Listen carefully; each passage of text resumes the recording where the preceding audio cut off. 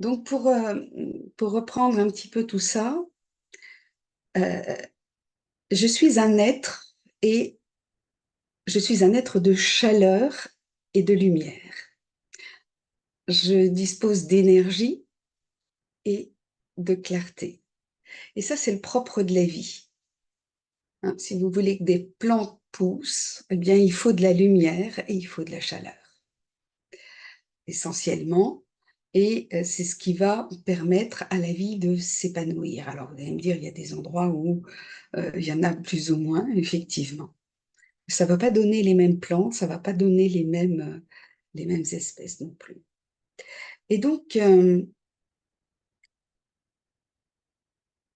cette flamme, c'est un symbole de vie et c'est intéressant de réfléchir, pour la méditation, qu'est-ce que c'est que ce feu? Parce que comme le feu extérieur, hein, qu'on peut expérimenter, ça peut aussi bien être un feu de joie qu'un incendie. Ça fait pas le même effet. Donc, on va voir que le feu, ça demande à être maîtrisé. La On sait que ça, c'est quand même une sacrée avancée de maîtriser le feu. Et donc, le feu va demander de la prudence, de la maîtrise. Il va falloir savoir l'activer, savoir le réguler et aussi savoir le contempler. Donc, dans la méditation, on va travailler ces choses-là tout doucement.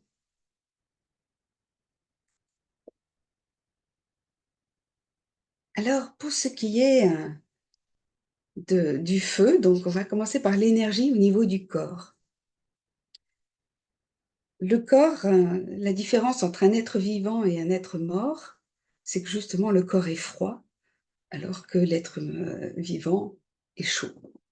Il y a cette chaleur et cette chaleur est véhiculée par tous les vaisseaux sanguins qui vont en fait apporter cette chaleur dans tous les organes internes.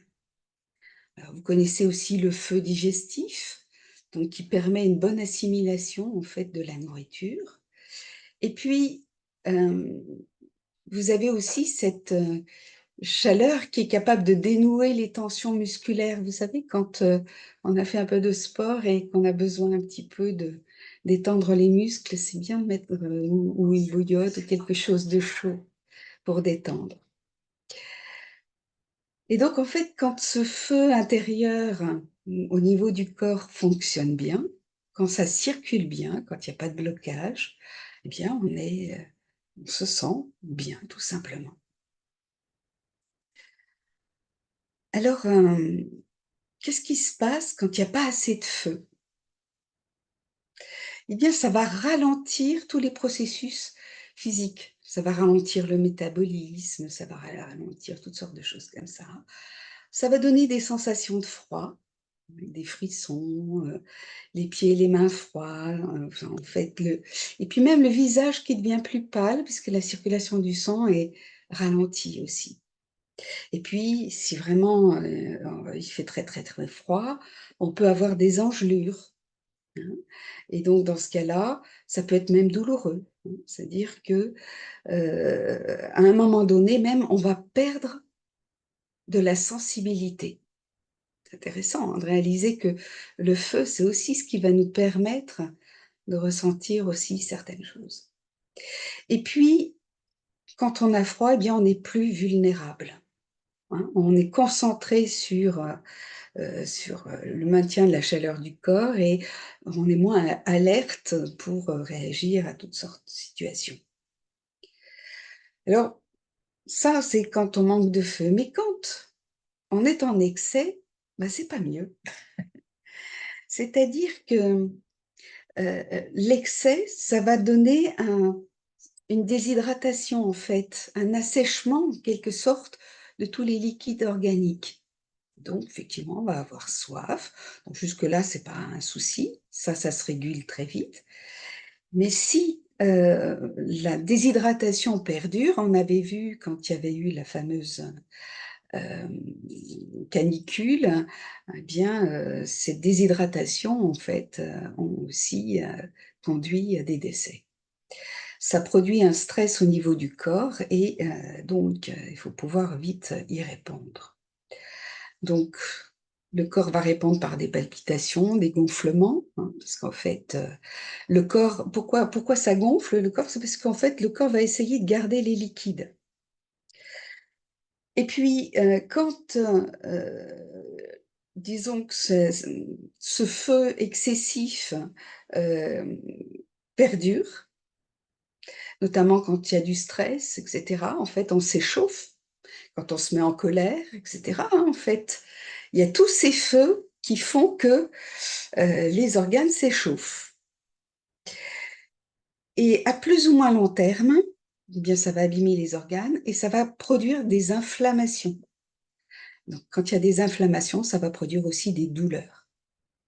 Donc on peut voir déjà que cette chaleur, au niveau du corps, eh bien, elle doit être régulée.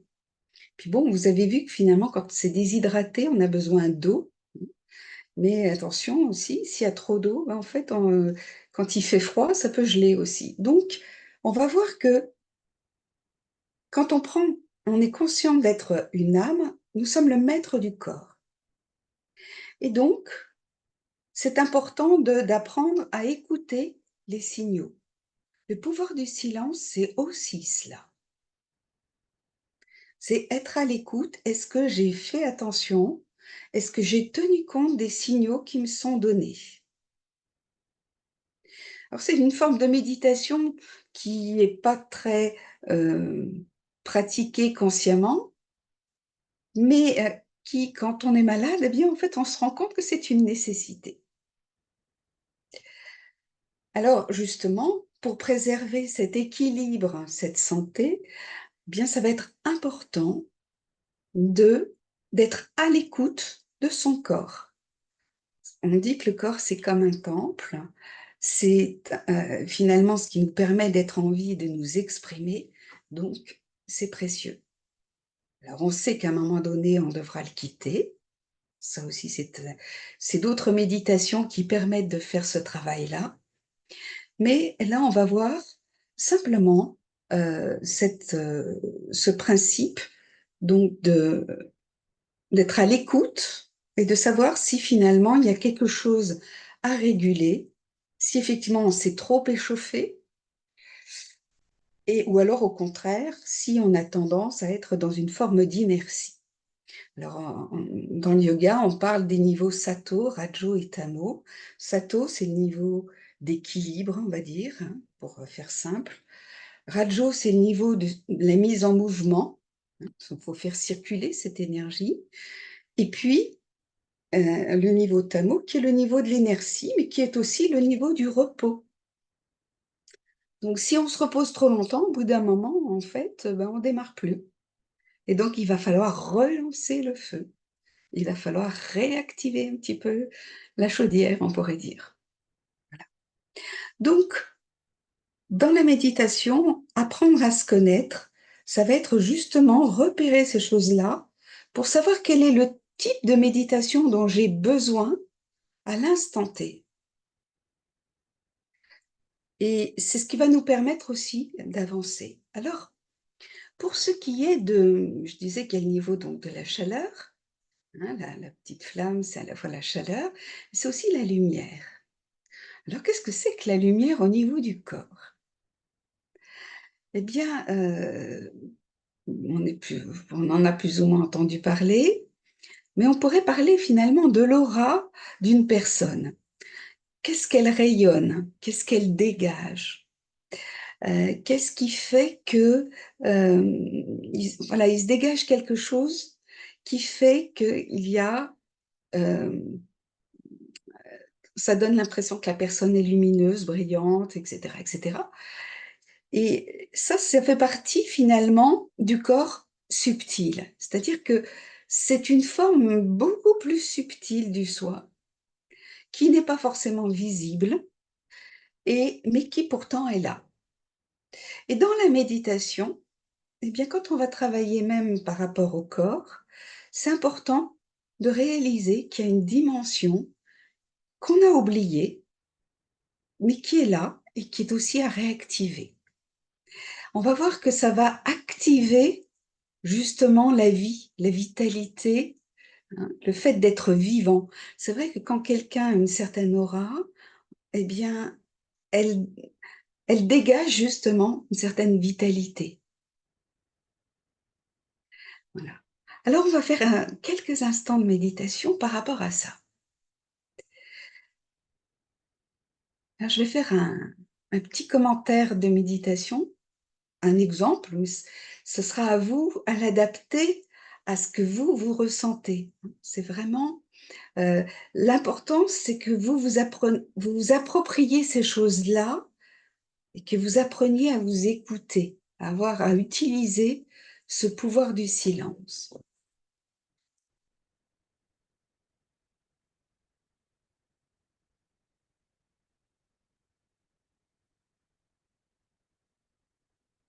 Je respire tranquillement.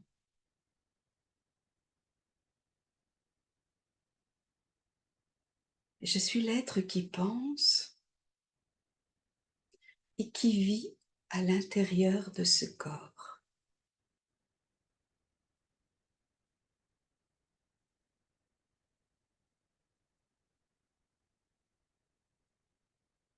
Ce corps est en perpétuel mouvement, même lorsque je suis assise.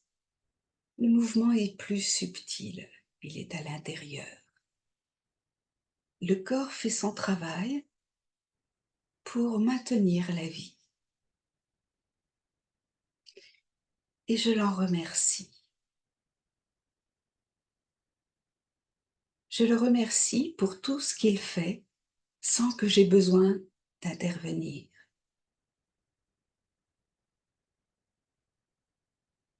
Alors avec gratitude, je vais lui offrir ce moment de repos, ce moment d'écoute, ce moment où je le détends si je sens que j'ai des tensions.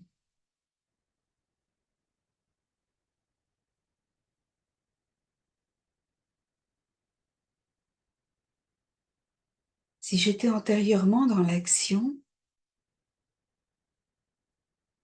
je l'aide à se calmer.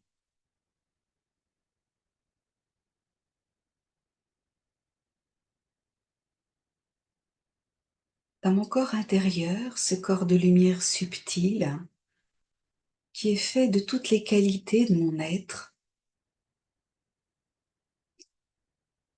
je transmets à mes organes toute la douceur dont ils ont besoin pour bien fonctionner.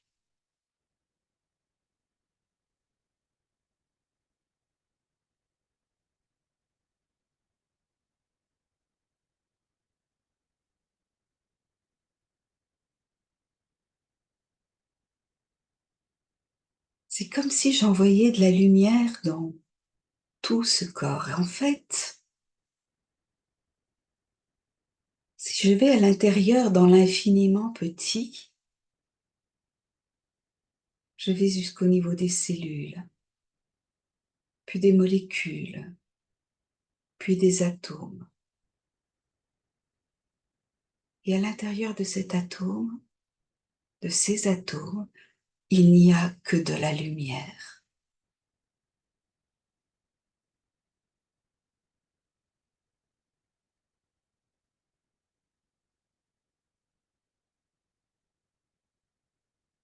Et je visualise de l'intérieur ce corps plein de lumière.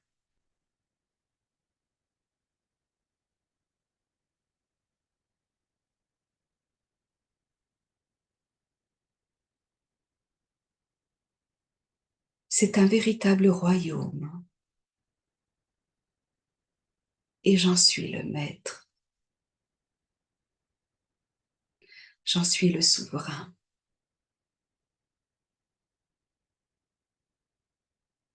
Et je prends soin de lui.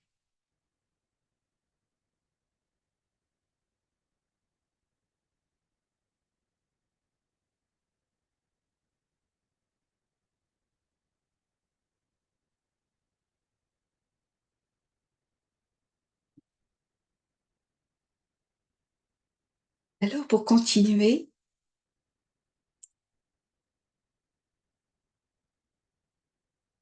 on va voir au niveau du cœur. Le cœur, quand on parle du cœur, on parle d'amour. Et quand on parle d'amour, des fois, on parle de déclarer sa flamme. Ça fait chaud au cœur. C'est en fait s'exprimer avec toute cette chaleur humaine dont tout le monde a besoin à un moment donné ou à un autre.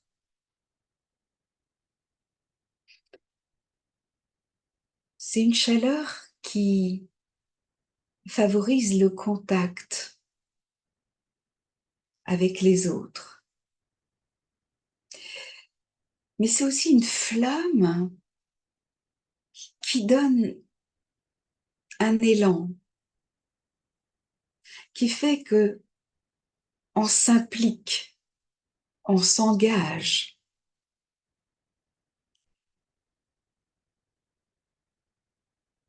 Et c'est ce qui va donner aussi naissance à de l'enthousiasme.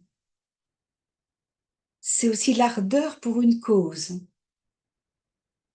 pour ce que l'on fait, aimer ce que l'on fait. Eh bien, il faut cette énergie, cette chaleur particulière. Et le cœur, c'est aussi le courage. Moi, j'aime bien dire le cœur à l'ouvrage.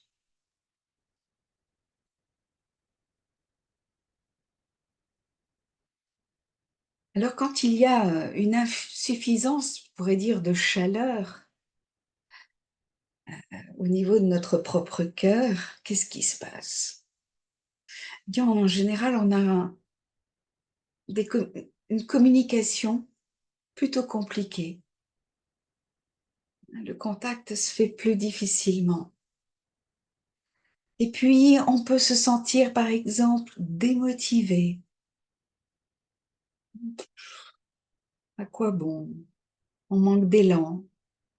Et puis, il peut y avoir aussi jusqu'à l'expérience de la tristesse. Quand on a un chagrin, c'est souvent un chagrin d'amour, hein, en fait. C'est dans notre cœur, c'est notre petit cœur qui pleure.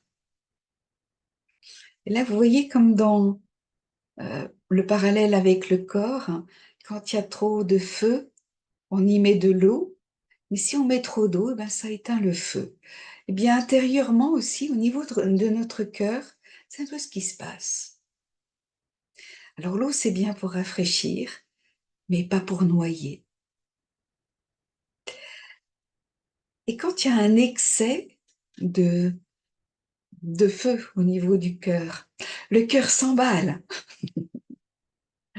On est tout feu, tout flamme. Et puis, c'est un petit peu désordonné, tout ça. Et puis, on va parler trop vite. Et puis, on va des fois oser des choses, mais sans avoir réfléchi. Et puis, ça peut se transformer à force, hein, d'utiliser trop de feu comme ça au niveau du cœur. C'est d'avoir cette sorte de tempérament de feu là, en fait, qui fait que pour l'entourage, c'est pas toujours facile. Et puis, quand il y a trop de feu comme ça, on s'enflamme, hein, on réfléchit pas trop, et donc on peut être sujet aussi à une forme de naïveté. On est un peu enthousiaste, comme ça, sans tenir compte d'autres éléments. Donc ça demande de la sagesse. Alors, pour ce qui est de la lumière au niveau du cœur, eh bien on pourrait parler aussi d'un cœur rayonnant.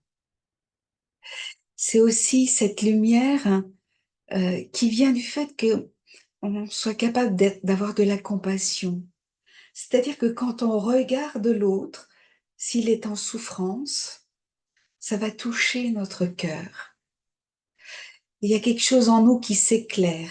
On sait ce que c'est que la douleur. Et donc, on va avoir naturellement tendance à compatir. On va faire attention aux autres. On va faire en sorte de s'adapter, d'avoir, de bien s'entendre.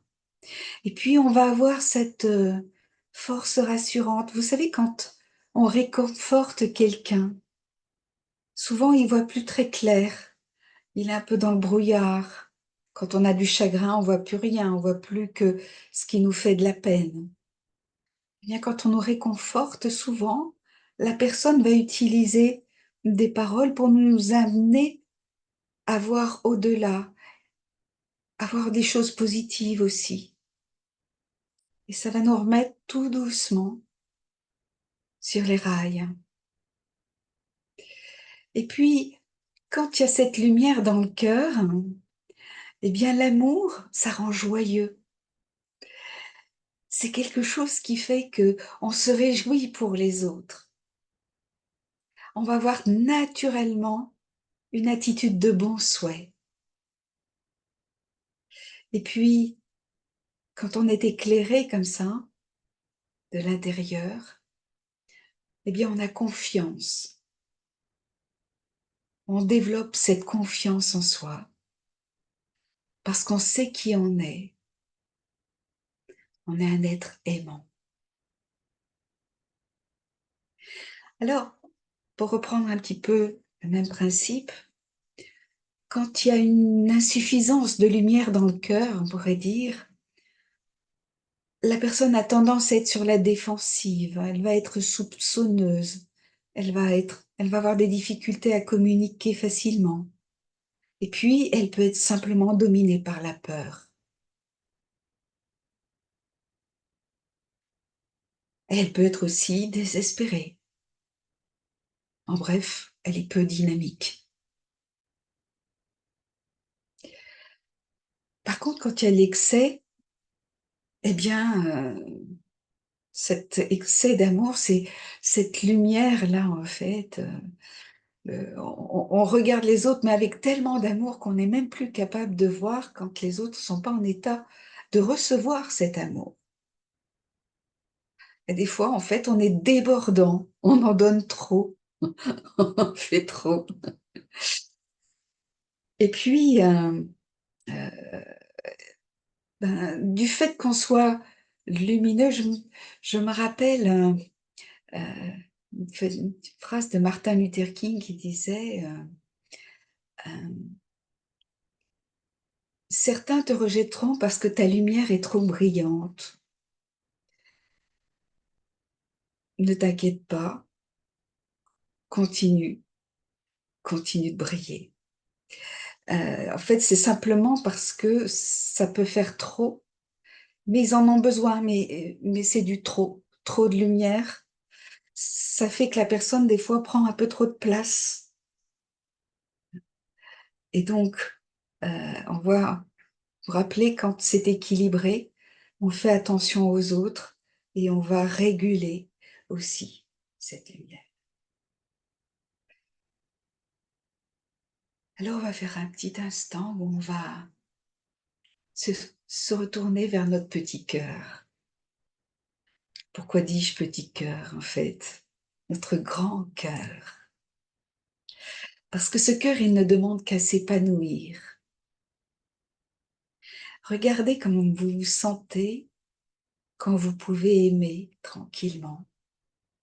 Quand vous regardez des enfants qui s'amusent, par exemple, des êtres qui sont heureux de chanter pour tout le monde et de voilà, de donner du bonheur. Quand vous regardez des êtres qui s'entendent très bien, qui, qui ont le sourire aux lèvres et cetera. Vous avez naturellement envie de les aimer et ressentez comme ça fait du bien de ressentir cette chaleur dans le cœur, de voir ce cœur qui s'éclaire.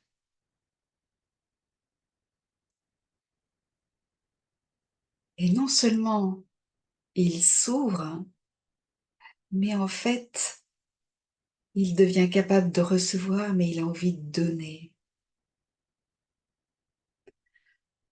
Donc n'hésitez pas, quand vous sentez qu'il y a un déséquilibre par rapport à ça, à faire des méditations sur l'amour. Ça va être aussi une façon de réguler le feu. L'augmenter si, par exemple, on s'est isolé avec l'idée qu'on a été blessé et qu'on n'a plus envie d'être en contact avec les autres. Quand il y a ces petits moments-là de retrait, heu, qui sont plus de l'ordre de la fuite, heu, que d'un réel besoin de solitude pour simplement se reposer.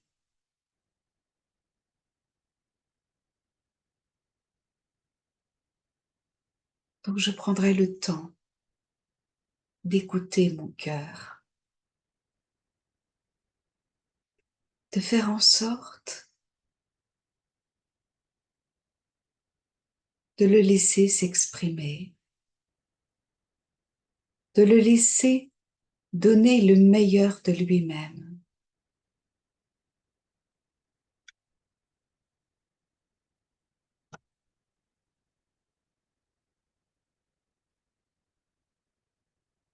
Alors, cette petite flamme intérieure, on va voir ce qu'elle est au niveau de l'esprit.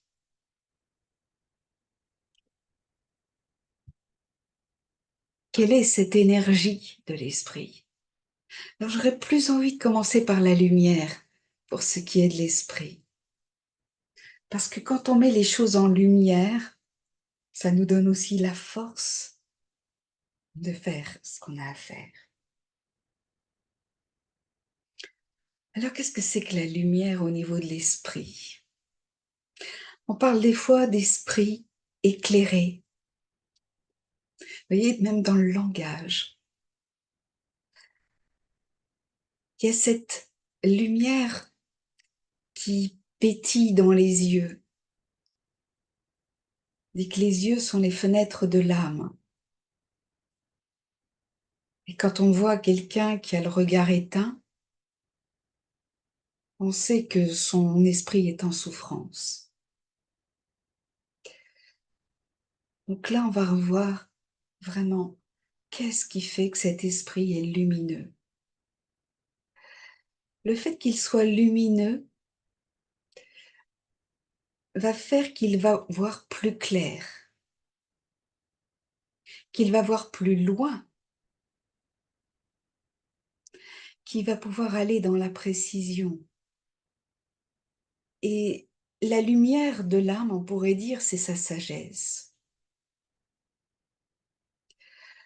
Quand on dit aussi qu'un esprit est vif, hein, donc là, il est plus question de l'énergie que ça apporte. On va voir aussi qu'il y a ce feu sacré qui est en nous. Il y a quelque chose qui fait que on va développer, si je puis dire, un amour de la vie parce qu'on voit tout ce elle peut nous apporter de beau. Vous voyez pourquoi je les ai mettre la lumière en premier cette fois-ci? Parce que quand on voit la beauté des choses, quand on voit ce qu'il y a de lumineux, même dans des moments qui sont un peu sombres, eh bien, l'esprit va retrouver petit à petit l'envie d'aller de l'avant, d'aller chercher dans ses ressources. Vous savez, c'est un petit peu comme les enfants qui disent: «Bon alors, là, il y a un petit problème qui se pose, qu'est-ce que je fais? Qu'est-ce que j'ai dans ma boîte à outils? Qu'est-ce que je pourrais faire? Quelles sont mes ressources?» On verra que ça va être une méditation qui va être très, très intéressante à faire pour redonner un coup de boost quand, l'esprit est un petit peu embrumé et un peu stagnant.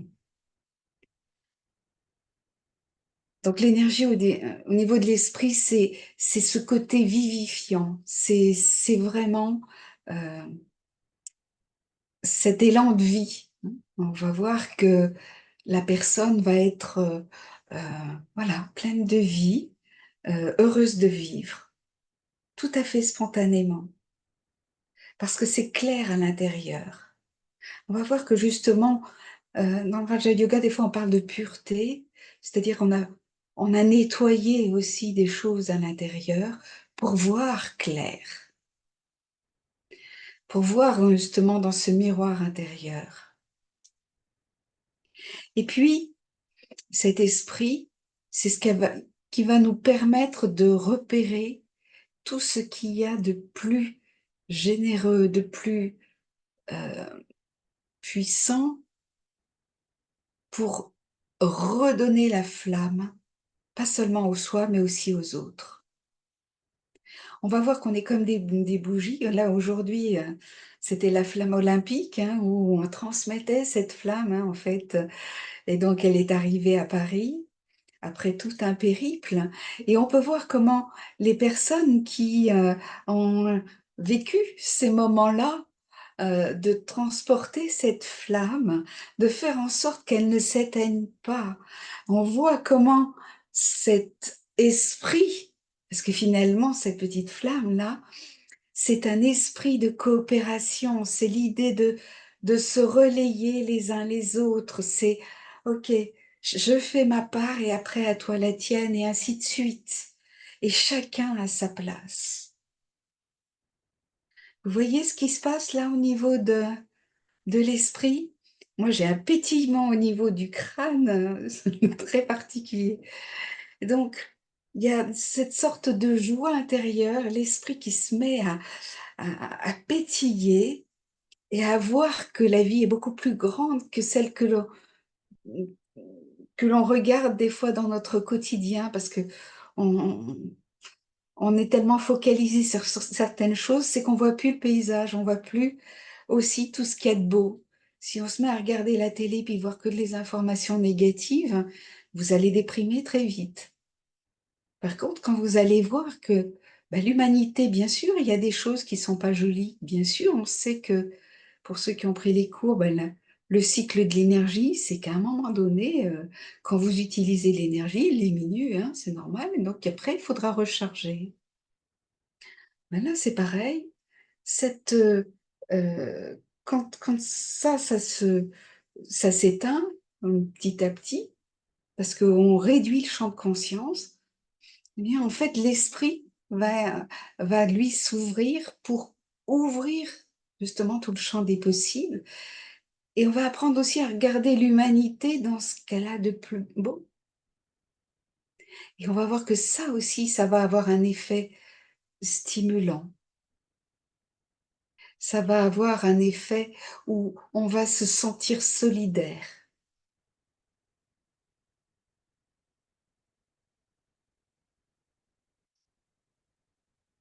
Alors, quand,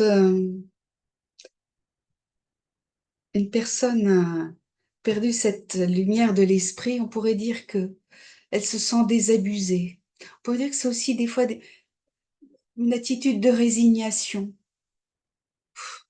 J'ai beau essayer de faire des efforts, je fais du mieux que je peux, mais finalement ça s'arrange pas. Il y a toujours plein de trucs comme ça. Et on a oublié les ressources qui sont les nôtres. C'est pour ça que dans le yoga, on parle aussi de souvenirs, c'est de se rappeler qui nous sommes. Quelles sont nos ressources? Et donc des fois aussi, on peut avoir perdu un petit peu le sens de notre vie. Mais où on va? Qu'est-ce que je fais là? Qu'est-ce qui se passe? Il peut y avoir aussi le fait de ne pas comprendre le monde dans lequel on est, hein. Et ça se comprend d'ailleurs, parce que c'est tellement en désordre, justement l'esprit a besoin de clarté. Et puis, quand il y a ce manque de lumière, hein, au niveau de l'esprit, eh bien, il peut y avoir une sorte d'amertume, de ressentiment. Donc quand on sent ce genre de choses, on va faire des méditations plutôt, justement, sur redonner de la lumière à son esprit. Alors bien sûr, attention, quand, on recharge, eh bien, attention de ne pas partir dans l'exaltation, parce que bon, quand il y a trop de lumière, bah, ça éblouit et on finit par être un peu déconnecté des réalités terrestres. Donc là, il va falloir justement, au contraire, apaiser et non pas activer la lumière. Vous savez, c'est comme, avec les halogènes. Vous pouvez, mettre, il y a un variateur de lumière. Vous pouvez mettre plus ou moins d'intensité. Et bien, suivant l'état dans lequel vous êtes, c'est pour ça que c'est important d'apprendre à vous connaître et à connaître les signaux intérieurs que vous avez, de mettre en lumière tout ça et de repérer, de se dire: «Tiens, là, j'ai besoin plutôt d'une lumière douce» ou là, au contraire, j'ai besoin que ce soit, plein pot là, il faut que je voie bien clair. Si si je prends l'exemple de je mets un fil dans le chat d'une aiguille, c'est clair que la veilleuse, ça va pas suffire. Donc voyez, c'est une question de bon sens. On va voir que justement les méditations vont être différentes en accord avec nos besoins. C'est ça, servir le soi en priorité. Alors, bien sûr, quand il y a plus d'énergie au niveau de l'esprit, hein, en fait, eh bien, la personne se sent éteinte. Bien, donc perte de dynamisme, voilà. Ou inversement, s'il y a trop d'énergie, on est un peu excité parce que, on a découvert des trucs: «Ah mais c'était super, tu vas voir, alors là, vraiment quelqu'un a expliqué ça, c'était génial et tout», puis et on s'excite et puis là, bon, hein, on perd contact un petit peu aussi avec, la nécessité de modération. Et puis, il y a aussi quand on est en excès comme ça, on peut être fatigant pour les autres. Parce que les autres sont pas forcément au même rythme. Ils ont pas forcément les mêmes besoins. Et donc, on parle des fois aussi de service, hein, c'est-à-dire de pouvoir, qu'est-ce que c'est que servir? C'est répondre aux besoins, essentiels d'une personne. Et là, eh bien, il faut apprendre à se connaître, à être à l'écoute, à repérer justement nos déséquilibres. Comment, en fait, on peut être trop en excès ou, en insuffisance, trop dans la lumière ou trop dans l'énergie et on va simplement se mettre à l'écoute. Alors, on va simplement faire cette concentration à l'intérieur du centre du front.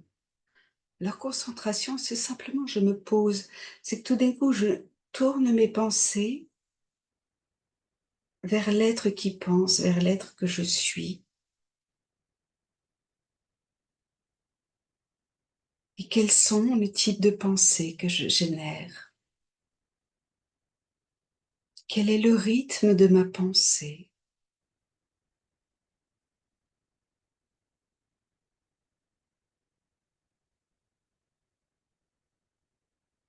Est-ce que ces pensées me font du bien ou pas?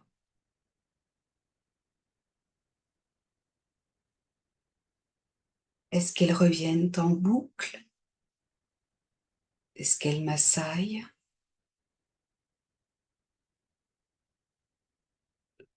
Alors bien sûr, il peut y avoir des pensées qui viennent des organes d'essence, hein, des informations reçues par les organes d'essence, de l'état du corps, etc.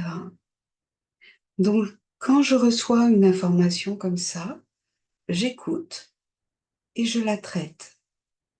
Et je peux simplement, par exemple, dire à mon corps: «OK, j'ai entendu ton besoin. Là, je ne peux pas y répondre tout de suite, mais dans quelques instants, je vais le faire». Et vous allez voir, cette pensée va s'en aller tranquillement. C'est quand vous donnez la réponse, c'est ça aussi être responsable aussi. Ça va être simplement me dire: «OK, les pensées qui arrivent, je les traite». Je peux simplement dire: «Non, cette pensée est totalement inutile. Cette pensée ne mène à rien. Donc stop! J'ai le pouvoir de dire stop. C'est moi l'âme qui décide. Mais je reste à l'écoute. Je regarde clairement ce qui se passe et je choisis mes pensées.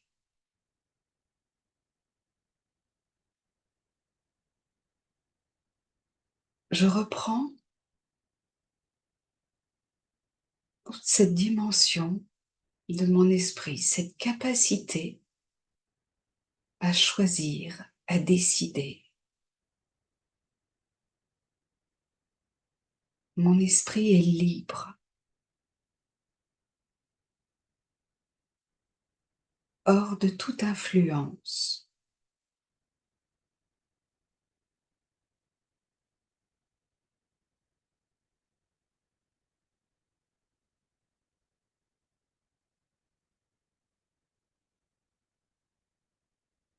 Quand je suis dans cette dimension, je peux plus facilement me sentir dans mon corps le plus subtil qui soit, ce corps de lumière.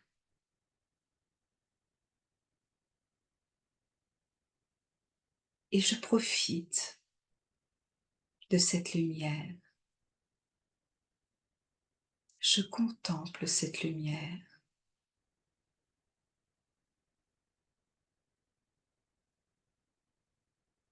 Elle m'apaise et en même temps, elle me permet de rester alerte.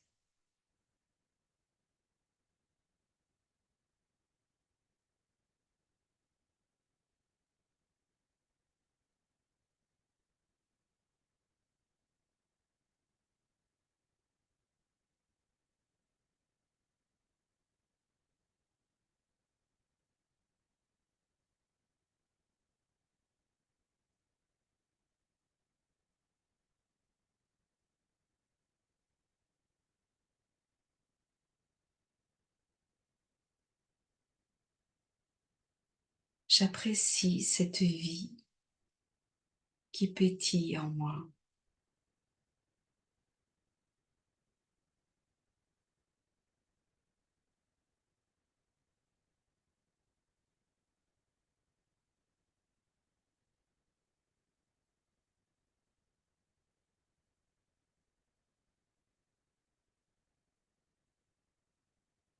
J'apprécie tout simplement d'être en vie.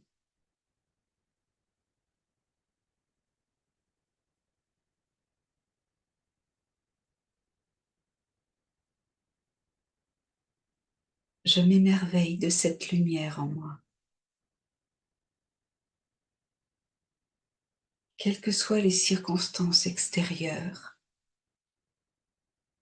à tout moment, je peux retrouver cette lumière intérieure.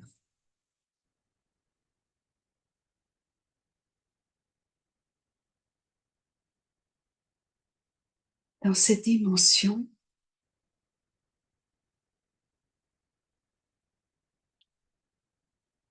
je peux même percevoir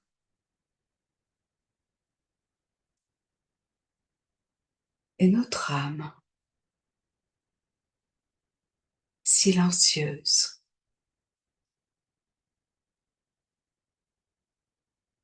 rayonnante, chaleureuse,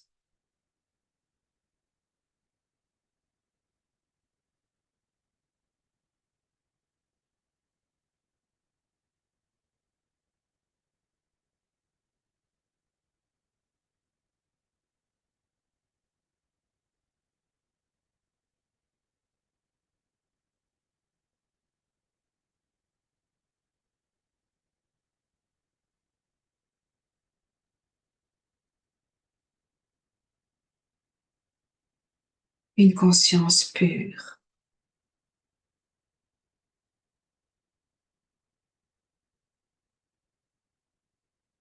Et en tant que point de lumière,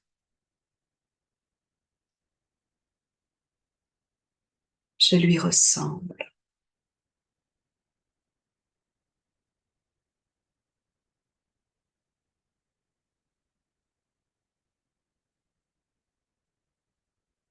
Et quand je m'en approche,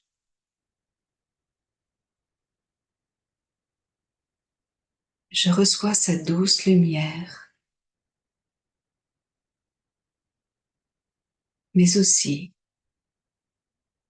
un flux d'énergie de vie.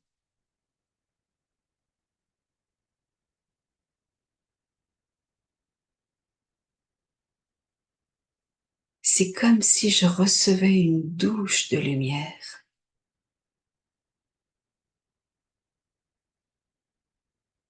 qui passe à travers mon esprit, à travers mon cœur, jusque dans mon corps physique.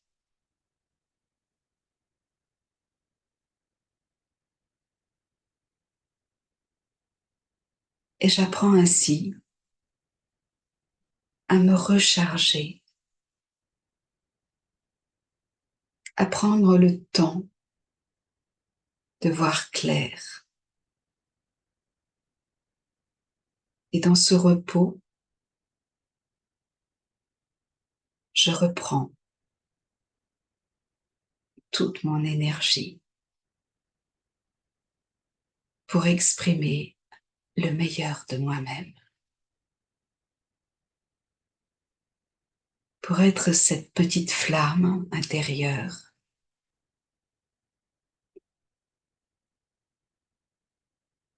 qui pourra rallumer la flamme de ceux qui en ont besoin. Om Shanti. Donc, j'espère que c'était à la fois des explications et en même temps, je voulais vous donner l'expérience de le ressentir en méditation et de voir, d'essayer de percevoir comment vous êtes. Parce que l'autre n'a pas forcément les mêmes besoins que vous. Donc, on ne va pas forcément méditer de la même façon que vous. Et puis, de savoir qu'à tel moment, vous aurez besoin de certains types de méditation. Et puis, à un autre moment, toujours régulé. Et pour ça, le pouvoir du silence, cette capacité d'être à l'écoute et du soi et des autres et de ce qui nous entoure. Et puis, y compris de cette source de lumière et d'énergie subtile, je vais reprendre en fait, retrouver mon équilibre à chaque fois. Et plus on fait l'exercice, plus effectivement ça devient une habitude, ça devient assez spontané. Et donc on va tout de suite sentir quand par exemple effectivement on s'échauffe un peu, oh, ouf, doucement. Se rappeler que ces pensées que nous avons, ça a aussi un effet sur notre cœur et sur notre corps. Et que voilà, donc c'est pour ça qu'on retravaille au niveau de l'esprit parce que, ben, ça fait comme cette douche descendante là, en fait, hein. À la fois, ça permet la recharge et ça permet aussi le nettoyage de toutes ces pensées polluantes, en fait, parasites qui, finalement nous empêchent, de bien fonctionner. Voilà, prenez bien soin de vous, heu, vous êtes précieux. Et quand vous allez bien, c'est vraiment ça, c'est une chose importante, c'est que, ça fait du bien que les autres aillent bien aussi. Parce qu'en fait, on a dans le cerveau des neurones miroirs. Donc quand on voit quelqu'un aller bien, ça nous inspire aussi à notre, heu, de d'aller de l'avant et d'aller chercher dans ces ressources qui sont les nôtres. Parce qu'en fait, toutes les âmes ont des ressources similaires. La difficulté j'allais dire la différence entre les hommes, c'est que, tout le monde n'utilise pas ses ressources de la même manière. Chacun a sa personnalité pour ça, en accord avec son rôle et c'est très bien. Donc je vous souhaite une très bonne soirée à tous.